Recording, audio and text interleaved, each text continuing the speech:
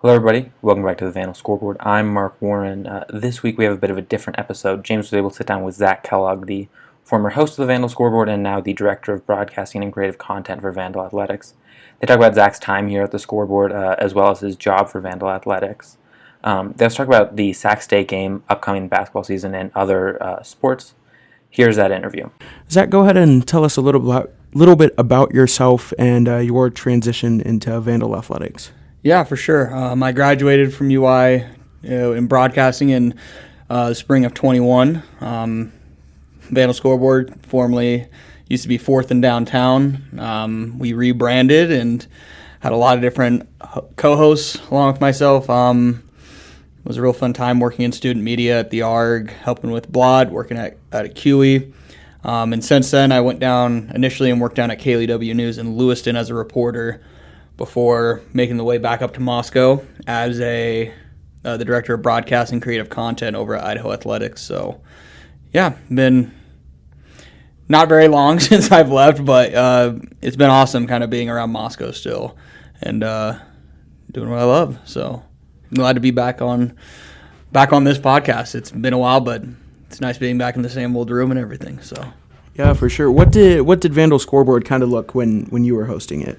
So the layout we had, two hosts. We always started out talking about Vandal Athletics, football, soccer, volleyball, basketball.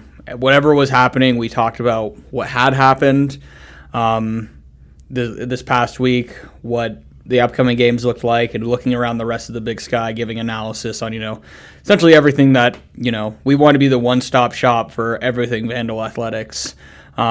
And really Big Sky related. So if you listened, you would know about the football team. You would know about who the key players are, who's been performing, not performing.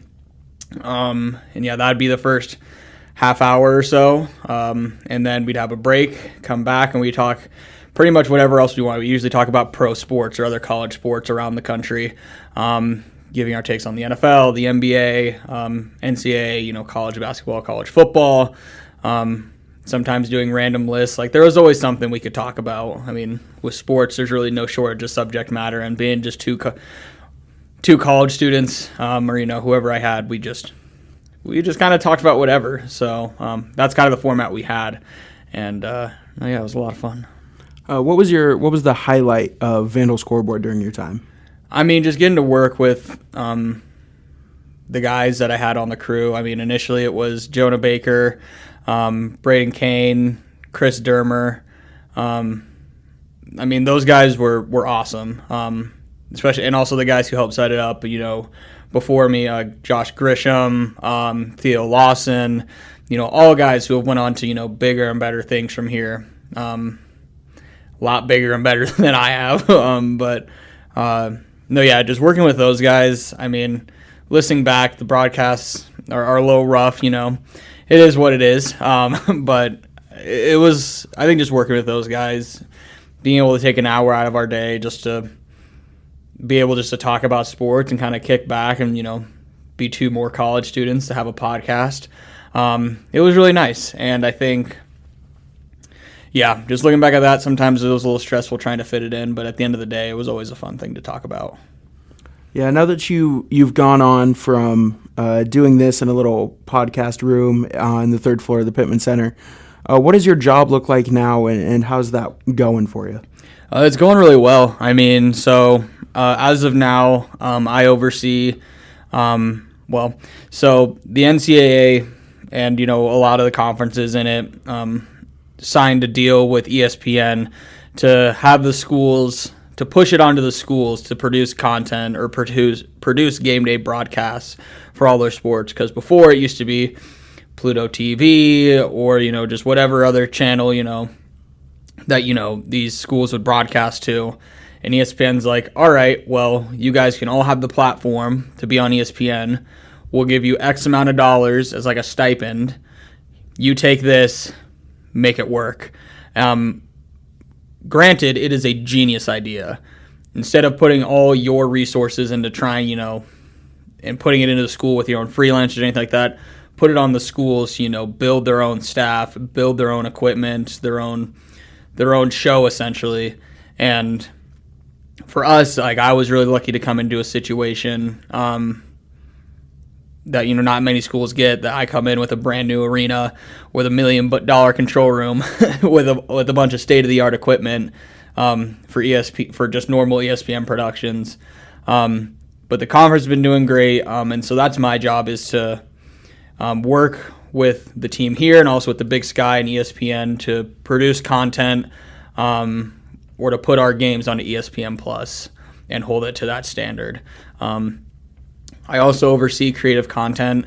My guy, Richard Patham-Siri, he's the one who's been making, the highlight videos, on Twitter, Instagram, the really amazing stuff, I'll just say. I oversee that, help him out. But he's the one who's kind of led on that. So I'm mainly on the broadcast side of things for now. So that's kind of what I'm up to. So. Yeah, what exactly sports do you broadcast? Are you all sports or just one in specific? Or? Oh, it's all sports. So like this year it was volleyball, soccer. Got to do one football game. SWX out of Spokane bought the rights for the other 5 home games. Did a swim meet on Facebook Live just because trying to do a show in Memorial Gym in the swim center is not easy. So we made something work. We do basketball as well.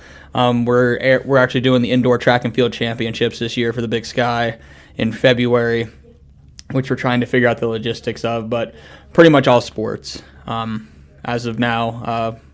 If there's something that's going to be broadcast on ESPN Plus of Idaho Athletics, we're the ones usually doing it. That's really cool to see that growth from coming out of here, going in and doing that. We did want to talk sports with you a little bit since probably more than Mark and I do. I don't know about that. I see you guys a lot of the game. So you guys made your way to Missoula and everything like that. So I mean, you guys are putting in the work. I feel like you might be underselling yourself just a little bit. we appreciate it.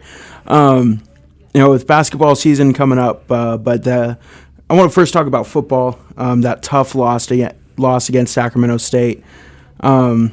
Just your thoughts on that game and thoughts going forward into Eastern Washington this weekend. So, do want to preface, they are my employer, but that doesn't mean I'm not going to speak pretty candidly about this team. So just want to put that out there. For sure. But, this team, I think just from a fan's perspective, has really just exceeded expectations. I know everyone was excited, buying into the Coach Eck fever early on, hey, we're just going to rock with it. We're going to be excited. And there's been no reason for that excitement to die down, really. I feel like some people thought, all right, we got Wazoo, Indiana, we'll get in. It's all right, then we'll kind of, we'll get a reality check and we'll kind of be all right, this is a building process. No, Coach Eck has really made... Coach Eck, the head coach, but the supporting cast as well of the assistant coaches and the coordinators have done an amazing job with this team and the recruits coming in. I mean, when you compete with the number 2 team in the country, and despite not playing, a great game, had some penalties, had some drops, had, some lapses here and there, and still being able to only lose by 3 points. A loss is a loss at the end of the day, but Sacramento State hasn't lost a conference game, I think, in 3 years. That's not a loss that you should, yet it hurts a lot because you were that close and the team knows they were that close to being able to win. But again, at the end of the day, not the result they wanted, but I mean, there's a lot to take away. I mean, you already beat who was a top 5 team in Montana, who went to overtime against Sac State. Same in Sacramento. I mean, closing out the schedule, you got Eastern. They're eliminated from the playoffs mathematically. But maybe I'm just getting ahead of myself. Take away from the Sacramento State game. I mean, definitely things to work on. But, I mean, Coach Eck and this team have really given fans no reason to not be excited and to not have faith in them. Because, I mean, he rolls the dice and, he's going to do whatever he can to win. And so I don't feel like it sucks to lose, but I think they're in a good spot right now. Yeah, for sure. I think a lot of kudos have to go to Asher O'Hara, being able to just get outside of the pocket and run for, 5 million yards or something. Just a great game from Sacramento State, a great second half from the Vandals. Eastern Washington, a different team, a team that an Eastern team that the Big Sky Conference hasn't seen is a bad Eastern Washington team in quite some time. What are we looking at going into this game? I mean, kind of like I touched on a little bit, mathematically eliminated from the playoffs. This will be the first time in a long time that they won't have a winning record, or will they'll be below 500. Something that fans in Cheney, aren't totally used to. I was talking to one guy, and he was saying, they're kind of down. Like, I think, they're out of the playoffs. I think we're in a good spot. Like, I think it should be a good, I think we should get this. And I'm like, I kind of think about the other way. This team has nothing to lose. Mm-hmm. So what's better than upsetting a ranked team and potentially spoiling their chance to get into the playoffs? So I think fans need to be cautious about it. This isn't an easy win. I don't really think there are a ton of easy wins really at all in football. Especially in the Big Sky Conference. Especially in the Big Sky. Again, a bad Eastern team, they still dropped plenty of points against Portland State. Yes, Idaho had 42 unanswered against them, but, Eastern can put up points if you kind of, don't come out swinging. I think we saw that a little bit against Portland State, Northern Colorado, and even Drake. If this Idaho team sometimes feels like they come out and it's like, y'all, we got this. We're at home, we can beat this team. You got to have that same energy you had on the road against Montana, Sac State, Indiana, Wazoo. You got to come out and really kind of hit them in the mouth. And I feel like Eastern, and especially UC Davis, down this stretch, can still finish 8-3 on the year if they win out, which I think would about guarantee them a playoff spot. But yeah, Eastern, the squad again, down year, it's not going to be a 71 to whatever thumping like we had last year. Oh yeah. But I think it's just coming in and just making sure you hit those notes, making sure you don't take this team for granted, because that's how upsets happen. The one I always think back to is Howard versus, I think, New Mexico State back in 2017. It was the biggest upset in terms of, the over-under, because New Mexico State, I think, was 56-point favorites. Howard went in and won. Doesn't matter what your record is, doesn't matter what the over-under is or, the spread is. If you don't play a complete game of football, there's a chance you could lose. And there's nothing better than upsetting a ranked team when essentially you're just counted out. Think about every year of March Madness. That's the beauty of sports. The underdog usually always has a chance, and that's what makes the story even better. Now just look at the Peacocks last season. Exactly, St. Peter's. It's like you can't take teams for granted. Not at all. You might think they're easier, especially for NFL fans, we're playing the Jags or the Texans. They can still win games, and then you're the team that lost to the Jags and the Texans, know? Yeah, so we're just getting into the swing of basketball season. Women's basketball with their exhibition game last Sunday, and the men's basketball exhibition against Evergreen State. I wasn't there to see the women's game, but the men came out and they played like a dominant team. But they have kind of a weak schedule before conference play, whereas the women are on the road. I think it's for 6 weeks. Yep. Kind of like how volleyball started. How should fans, after last season, the women going to the semifinals in the Big Sky tournament, the men losing to Sac State in the first game of the playoffs, what should fans look for in the men and women's seasons this year? So we'll talk about the women's first. Coach Newley, he's kind of proven himself as, a premier coach in the Big Sky, and I think in just women's basketball in the region, building Idaho to a consistent force in the conference. Going on the road to start the season against Utah, after having, a good performance, a complete performance against Seattle Pacific, a D2 school, I believe at least. With the new pieces this team has, bringing back of Tiana Johnson, having Sydney Gandy in her second year, having Rosa, freshman, number 12 at the point guard spot, Beyonce B being Beyonce B. Mm-hmm. I think this team has really kind of retooled. I know last year and in years past, this team they're going to outscore you. And I think last year we kind of saw, playing against the Montana State team who ended up winning the tournament for the Big Sky. sometimes there's teams that can outscore you right back, or that can lock you up just enough to where you just miss just enough shots. I think this team has retooled a bit, despite some of the departures they had and some of the players they graduated. Coach Newey always has a tough non-conference schedule. That's been his MO pretty much the entire time that I've been covering and kind of working with him for like almost, I think, 5-6 years now.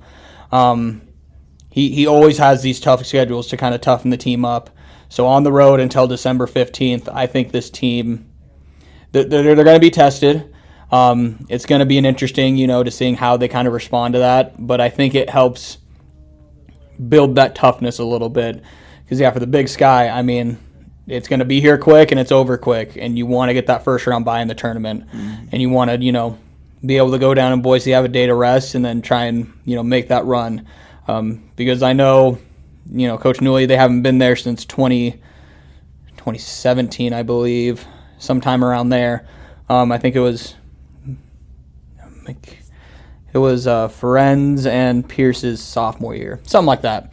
They won the WAC or the Big Sky.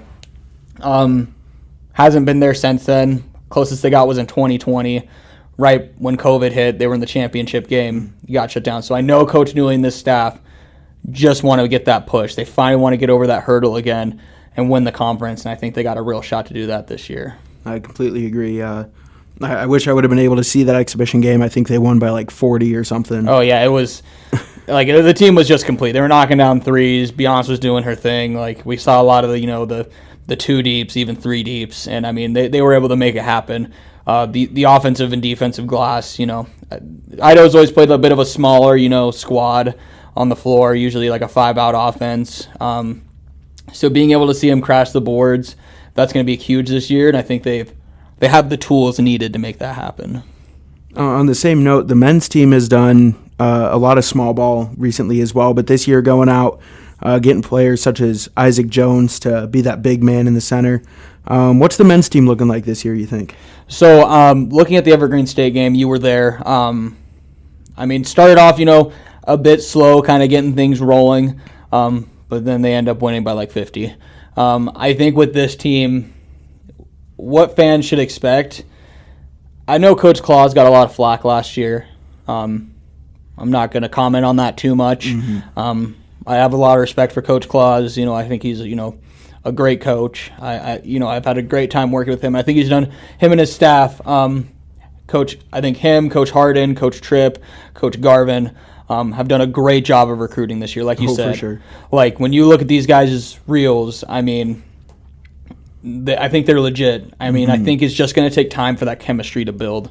Yep. Just in my being around them, again, you bring in so many new faces, it's just going to take time for them to gel. And I think once they start clicking, once they kind of find their identity, this is going to be a dangerous team if they play a complete game. Because I think last year, Trevante Anderson transferred out to a school in Illinois. Mikey Dixon, graduated. I think last year, they had some dogs on that team who would, if you just put the ball in their hands, they'll make something happen. I think this year they still have those same players in Yusuf Salih, Rashad Smith, awesome on the wing. I think they can still be a complete team in that sense of being able to score the basketball, because we saw flashes of when a Coach Claus team clicks, they can beat a South Dakota State. Yeah, a team who was one of the group of fives, one of the at-large bids everyone was scared of in the tournament last year coming in, and we were one of their three losses on the year, I think. Like, when this team clicks, they can click, and I think we saw that against Evergreen State. Just top to bottom, I think this team has a lot of potential. It's just a matter of when they kind of get that, once they kind of hit that point where everything starts clicking together, I think. Yeah, and I said the same thing at the beginning of last season. Having Smith come in and Dixon come in and Trevante Anderson, just building that chemistry, which I think we saw in the Evergreen State game. I think it's already there. Yeah. It's just a really, really great overall team. And as you said, Coach Claus has taken quite a bit of flack over the last few seasons. He came in at a really crappy time. Yeah. And taking that spot. But I hadn't heard. I interviewed Coach Claus at the beginning of last year. That's really the only time I've talked to him. But standing over by the bench last night taking photos, he loves this team, Oh. and he wants to see this team do really well. And I think if fans buy into to not only the team but buy into Coach Claus, I think we can have a really great season. Yeah, if anyone thinks that Coach Claus is phoning it in, doesn't care, or, he's incompetent or anything like that, sometimes people can be harsh. Not true. Mm-hmm. Like, I will just say that straight up. This isn't me coming as an employee of athletics. This is me coming as someone who's supported Vandal Athletics, or, either been reporting on them as a fan, whatever. As someone who just knows Coach Claus and knows, the ins and, knows the department, this dude's smart. He gets it. Again, it's been a weird last 5 or 6 years since Coach Verlin, was no longer with the program about 3 or 4 years ago. It's been, just trying to get guys in, trying to get them to stay, and figuring out what you got. Again, same thing, either guys coming or leaving, guys getting injured, trying to figure out new systems. I mean, I think with the recruiting they've done this year, Taryn Frank is one guy that I absolutely love. Again, a guy who can take it and finish inside, but he was knocking down threes on Tuesday. I think just overall what that team has, I still got to learn all their names. I'm going to be honest. Like, so many new faces, it's going to take me a minute. I took a photo last night. I was looking at it today, and I was like, I have no idea who that is. It's just going to take time, I think, for fans. But I think this team has a lot of personality. They got they got the potential. And I think, there's only 4 upperclassmen, I think, right now. Number 13, Isaac Jones, his childhood best friend. I can't remember his name off the top of my head. Devontae Moffitt. Yeah, Devontae Moffitt. You can already tell him and Isaac Jones still click. And I think the team is just going to continue to build off that. And having guys like Jack Hatton, Michael Hanshaw, Rashad Smiths, Yusuf Salih, I think having those guys is going to be awesome because you have the guys who are here. Michael Hanshaw has been here since I was a freaking freshman, I feel like. And he's only technically like a redshirt sophomore, redshirt junior, which is insane. But it's just like how he's been able to play it out, and having, a guy like him, when he's out there he can ball, but having almost like Udonis Haslem kind of role, where you're that player coach, you're someone who can see the game, because you don't become a D1 athlete on a team for 4 or 5 years without knowing what you're doing. But enough rambling. I think this team has a lot of potential, and I think they're going to surprise some people this year. Even the team last year, they beat some good teams. They won the games they weren't supposed to win, and they lost the games usually they were supposed to win. I think we might see something different this year, as long as the team continues to buy in, and as long as they continue to kind of grow in that chemistry. Because these guys have only known each other for, 5-6 months at most. You're going against some guys or some teams. These guys have played together for over 3 years. It's going to be some growing pains for sure, but I think just like how we had a bunch of new people come in for football, I think people need to kind of give that same kind of excitement. Fill out the arena. Have that home court advantage. I think you'll see this Vandal team make some big leaps this year. Yeah, the ICCU Arena can fit just over 4,000 people, and we've seen double that at football games for a new team, a new coaching staff, and I think we can easily fill up ICCU Arena. Oh, yeah. Make them push those upper bleachers back. Exactly. And I really want to see the support for this team that the football team has gotten. Football team was ranked, I think, going into the preseason 8th and 9th. Same for this basketball team. I think they're going to surprise people, and I think it's going to be a good year. Well, Zach, thank you for coming on. If you have any final words to say. Yeah, so I got 2 things, actually. All right. I want to make sure people recognize Idaho soccer. They're the 2 seed going into Greeley this weekend. They got a real chance to win the tournament, go to the NCAA tournament for soccer. So Coach Clevenger, I just want to make sure they get, their props, and for people, sure, get that recognition. Because I feel like sometimes we get too focused on volleyball or football and basketball. And it's like, even with Coach Gonzalez, the record's not there, but this team can do some exciting things. And Coach Clevenger, he's legit too. 2, continue the great work, my man. You and Mark, and seeing what the Argonaut has continued to do since I left. It's hard to let go of my baby.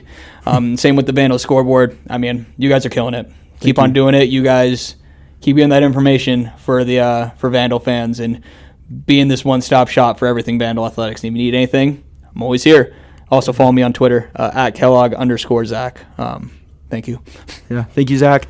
Thank you all so much for listening. For the less than a minute you've been hearing me talk, I've been Mark Warren. You can follow me on Twitter at MarkWarren1832. You can also follow James on Twitter at JamesAldrich25. We'll see you next week.